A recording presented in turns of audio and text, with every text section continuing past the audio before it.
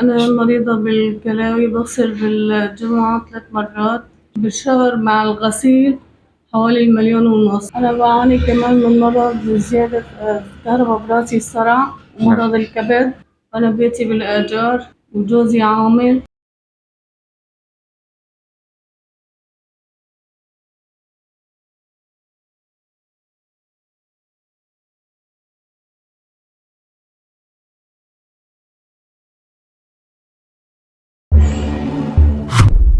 نحن الآن عند أختنا أم عمر، الله سبحانه وتعالى يعني ابتلاها بمرض. نتعرف على أختنا أم عمر وعلى حالتها. السلام عليكم. عليكم السلام. الله يعطيك العافية خالتي، ويشافيك ويعافيك ويذهب عنك كل بلية. الله يسلمك يا رب. خالتي، بتشرحي لنا عن وضعك، معاناتك؟ أنا مريضة بالكلاوي، بغسل بالجمعة 3 مرات. أنا صار لي شي حوالي 18 سنة، بس كنت على علاج محافظ 15 سنة. هلا صار لي 6 سنين بغسل. بغسل بالجمعة 3 مرات، وهلا سويت 3 عمليات. وهلا العملية الجديدة كمان سويتها مشان فتح فستلة بإيدي التانية.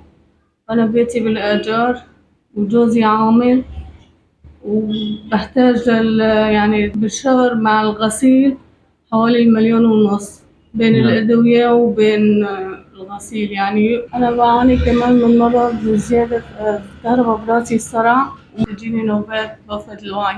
مرض الكبد، في معي تحاليل وتقرير من المشفى إني أنا بغسل 3 مرات بالأسبوع. هذا عقد الإيجار ساكنة فيه،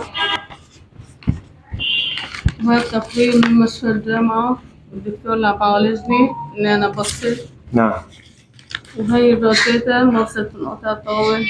هذا الدواء بشكل دائم مفصل ينقطع، بس هدول الإبر بده أجنبيات. أنا عم بشتري وطني، ما عندي استطاعة إني أشتريهم. في بودرة لأني بمرتفع معي البوتاسيوم، البودرة لحالها 250,000. هي مفصل تنقطع، بدي أخذها 3 مرات بالنهار، ومسجلة هون عندكم إني لازم أخذها 3 مرات. أنا عم باخذها مرة بالنهار مشان لأني ما عندي استطاعة أشتريها.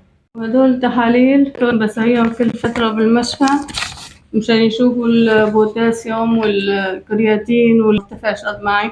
هون هذا تحليل الدم مشان علقوا لي دم مشان العملية. قبل ما اسوي العملية بالنهار نعم. طلع خضابي 6.8، بعدين حطوا لي الدم مرتفع هيك شوي ل8. وهذا الدواء دواء دائم مفصل ينقطع. في علبة خلصانة عندي وانا قاسي حقها 50-55 هيك شي، ما هي هون خلصانة.